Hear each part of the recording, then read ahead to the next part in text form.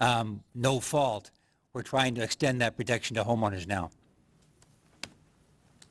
Yeah, my name is Li Yang from Montgomery County, and actually for both, and maybe for future speakers, because I think we the people are really, it's not really just fight against corporation. What we really fight is against the bad people. And the bad people are, of course, control or they are employee of the corporation, but the important thing is their supervisors are bad people, and all the corporations are not really the bad people. But it's the bad people and bad lawyer that create the bad legislation. And they abuse of power, and they use frivolous cases even against the businesses.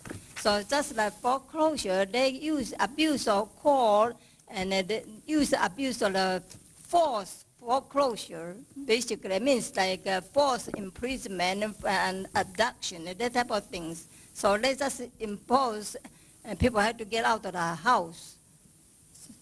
Forced eviction. So this is not just for the homeowner, but also for the renters, tenants, and they can abuse of the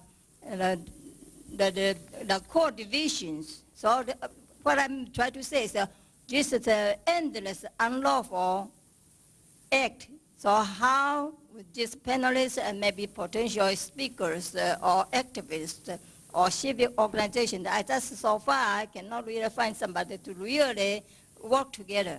So do you think we can really proceed this soon in the future?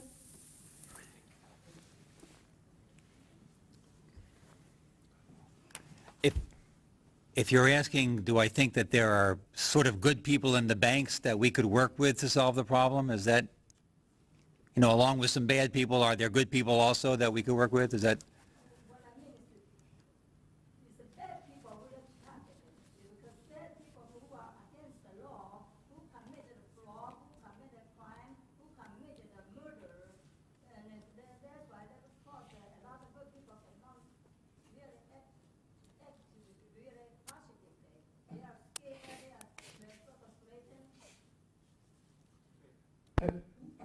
Yeah. Sorry to interrupt, but we are ready to go with the AV, and I would like to invite Steve Dubb from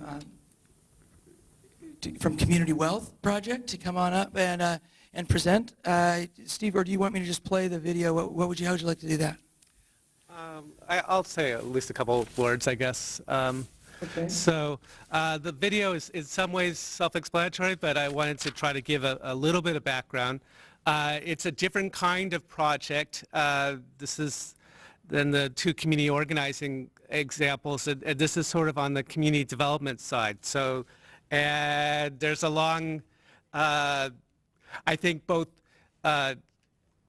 cooperation and tension between those two. So what community organizing tends to focus on protest in order to change the system, and then community development is sort of, well, okay, what do we do, assuming we can get an opening through community organizing to actually do something different, to organize something different. And I work with a group called the Democracy Collaborative. We host a website, community-wealth.org, which is a information clearinghouse on different types of community development strategies.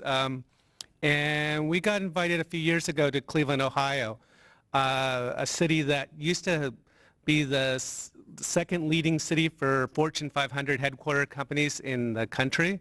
So there are more Fortune 500 companies headquartered in Cleveland than Chicago or Los Angeles or other cities that are larger than Cleveland. Today there's one Fortune 500 company left. There used to be 900,000 people that lived in Cleveland, Ohio. Today it's about 400,000. So there's about 30,000 vacant properties in the city of Cleveland. Cleveland's also at the heart of the foreclosure crisis. It's one of the poverty rate in Cleveland in 2009 was 35%. So the question is, how do you actually build jobs? How do you actually create wealth in devastated communities such as Cleveland? And we focused on were these 6 neighborhoods that surrounded these wealthy institutions. You'll see them in the video. Cleveland Clinic, one of the top 10 hospitals in the United States. University Hospital, which is used to be owned by Case Western Reserve University and Case Western Reserve University itself. These institutions employ about 50,000 people in the metro area of Cleveland, and the surrounding neighborhoods that have about 45,000 people, a median income of about 18,000 per household. Fewer than 3,000 of those people work at those institutions. So basically you have a classic situation of wealthy institutions where people come in from the suburbs, don't stop anywhere in between, don't go to the community, stay on the campus, eat on the campus, do your banking on the campus, go home. And no investment of the surrounding community. And so we've been trying to work on a strategy to change that. The leading employers in the city of Cleveland now are these institutions. The Fortune 500 companies, as I pointed out, no longer exist. They've moved elsewhere. So effectively, the Fortune 500 companies are these hospitals and universities. And I'll point out, on a national level, expenditures by hospitals and universities about $1 trillion out of a $14 trillion economy. We're not talking about chump change here. It's a major part of our economy, about 6%. And so we're trying to leverage that spending and use that to support the creation of community-owned businesses. These are worker cooperatives where the workers come from these low-income neighborhoods, and they're not just employees in those businesses, but they are owners of those businesses. And the nature of the businesses we're developing are what we call green jobs. So the greenest in class of the different industries that meet those institutions' needs, lower the carbon footprint. And if a green job is a good thing, we always say it's even better to have a green job that you can own. So I think I'll stop there, and we'll see the video, and we'll have an hour and a half tomorrow if those of you who are interested to talk about this model and how you might actually bring it to your own community.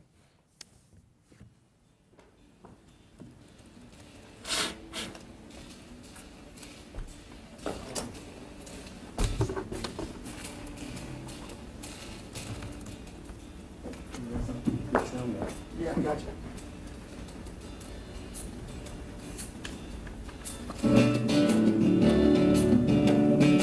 Evergreen Cooperatives is a network of employee-owned businesses. We are looking at a new paradigm for creating wealth in the Cleveland community. We will create a network of for-profit businesses that will hire from the neighborhoods, and the employees will own the businesses that are created. Can't be just another initiative. I think for all of us, we want this to have meaning and scale and to be transformative, and it's just that simple.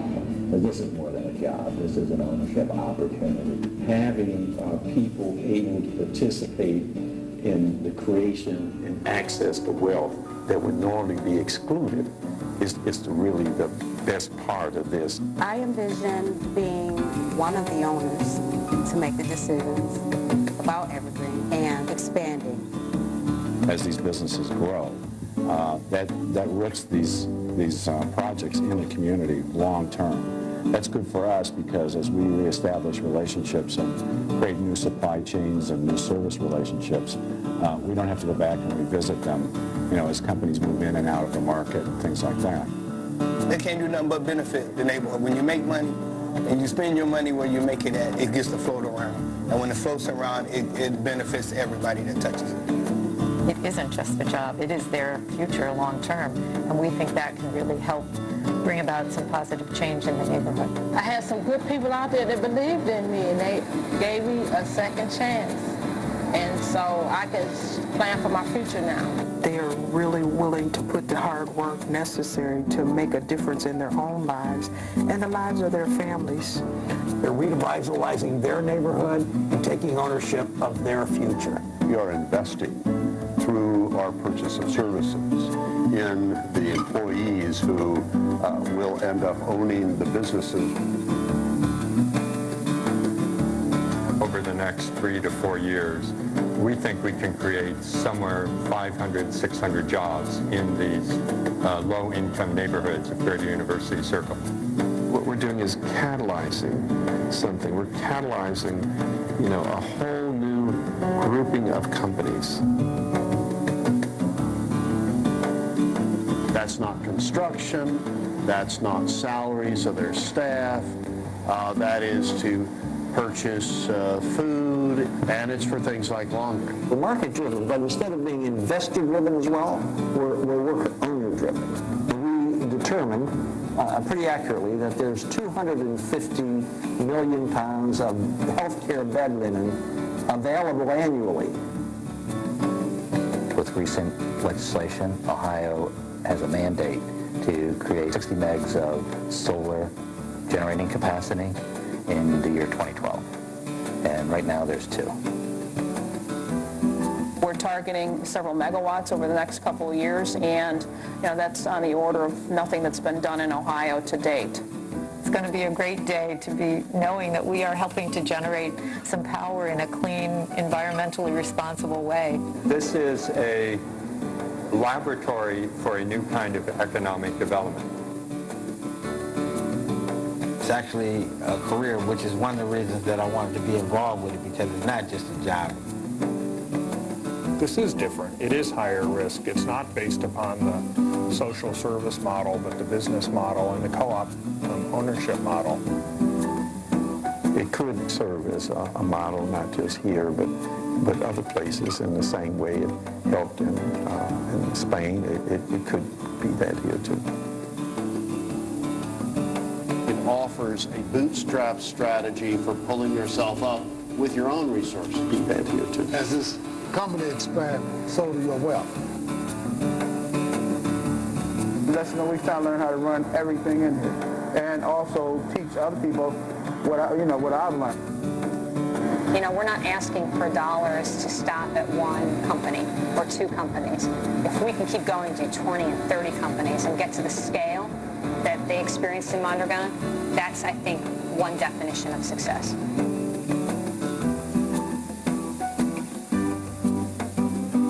In 5 years, where this is going to go, I think most cities is going to jump on or want to look at what we're doing here and use us as a model.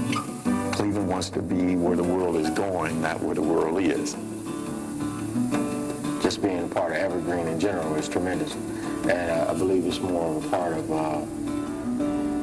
a green city or a blue lake. Or I thought I would have to move to Portland, Oregon to be part of the Green Revolution. Being here in Cleveland, it looks like we're going to spearhead what's going on. This really is just the beginning. It's a great model.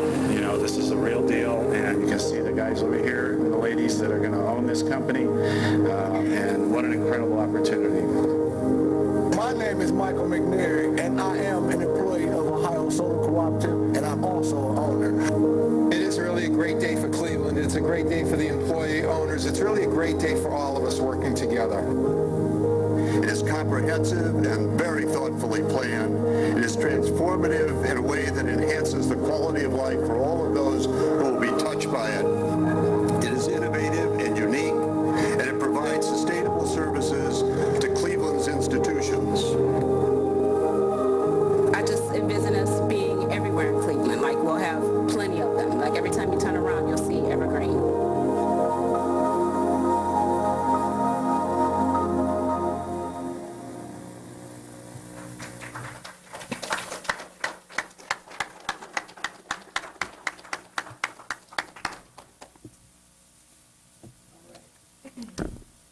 I'd like to invite up Paul Glover, who's an innovator in sort of an entrepreneurial activist, always innovating. He's worked in everything from created alternative currency systems to free healthcare clinics. So I'm sorry to keep rolling along here, but we're going to... Thank you for still being here. You know what, I'm going to get the other mic. I have been a community organizer for a bunch of decades. We can't use that mic. Thanks. Where's the wireless? What have you got? Hello. Just leave that mic there. You can use your theater voice for now. Yeah. I've been a community organizer for a bunch of decades, an increasing bunch of decades every day. And initially was focused on being